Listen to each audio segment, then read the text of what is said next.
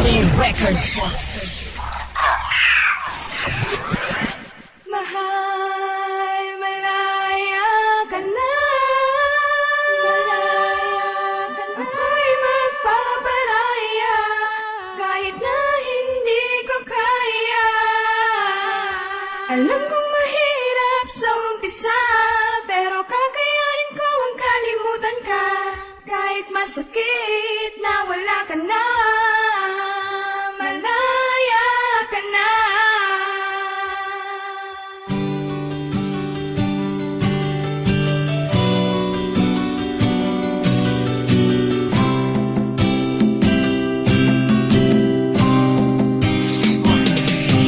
Malaya ka na, pakakawalan na kita. Kahit masakit para sa akin, di ko to ginawa dahil di kita mahal. Kung hindi para palayain ang isang tulad mo na alam ko pwedeng sumaya sa piling ng iba. Mapunod na mga bagay na di ko kayang ibigay sa'yo noon, di ba? Yan ang dahilan, rason kung bakit bigla ka na lamang sa'kin ng lamig. Ginawa ko lahat para lang mapainit, halos mawala ng bait. Akala ko pa naman na ikaw na ang lalaki makakasama ko sa dulo. Ngunit hindi dahil sa umpisa pa lang ay sinaktan mo na agad ang puso ng isang tulad ko, pero tapos na yun dahil ngayon lubos ko ng batid na hindi ikaw ang para sa akin. Pagsasamahan natin ay napatid. Paalam na sa'yo mahal, kahit masakit para sa akin ang gawin ito. Ang dating nakabukas sa isasara na walang iba kundi ang pito ng puso. Malaya ka na. Ako'y magpaparaya kahit na hindi ko kaya. Alam kong mahirap sa umpisa, pero kakayanin ko ang kalimutan ka.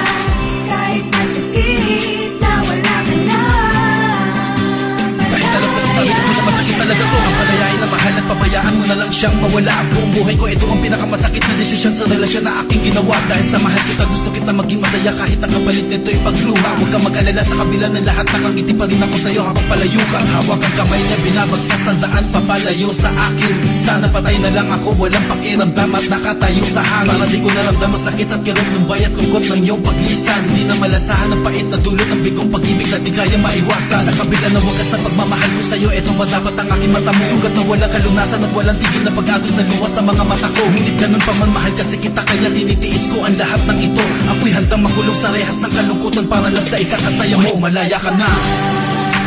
malaya ka na. Ako'y magpaparaya kahit na hindi ko kaya. Alam kong mahirap sa umpisa, pero kakayanin ko ang kalimutan ka. Kahit masakit na wala ka na, malaya Ikaw ang unang bumitaw, kaya wag ka nang umasa na ako ay babalik. Basta katulad mo na nagbigay ng sugat at sakit sa puso at isipan ko, mahirap na to tanggalin. Parang itim natin tanan na buhos sa puting damit. Habang sinusulat ko ang liham na ito, hindi ko pa rin napigilang pumatak ang luha ko. Biglang pumatak kasabay ang paglimot sa aking mahal na dati ay nagpapaligaya at nagpasaya.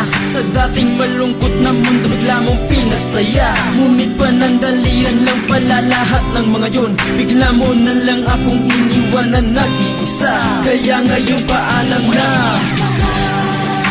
malaya ka na. Ako'y magpaparaya kahit na hindi ko kaya. Alam kong mahirap sa umpisa, pero kakayanin ko ang kalimutan ka. Kahit masakit na wala ka na, malaya ka na. Masakit man na ang niling na wala na ang pag-ibig mo. Kailangan kong tanggapin para lang makalimutan ko ang nakaraan. Minsan nagdulot ng sugat sa puso ko, ngayon ay hilom na. Madilim na ang dating mundo ko na magkulay. Handa kong mamatay, ikaw lang ay mabuhay. Natatandaan mo pa ba yung mga araw na tayong dalawa ay magkasama pa? Yung mga oras at mga sandaling mga mali natin na itatama. ba na pwedeng maging dahilan na maagang pagkapit lang ating tali? Kumbaga di ko na pwede tikman ng iyong walik gamit ang aking labi na nagtutupo sa puso, konekta sa isip ng bawat isa.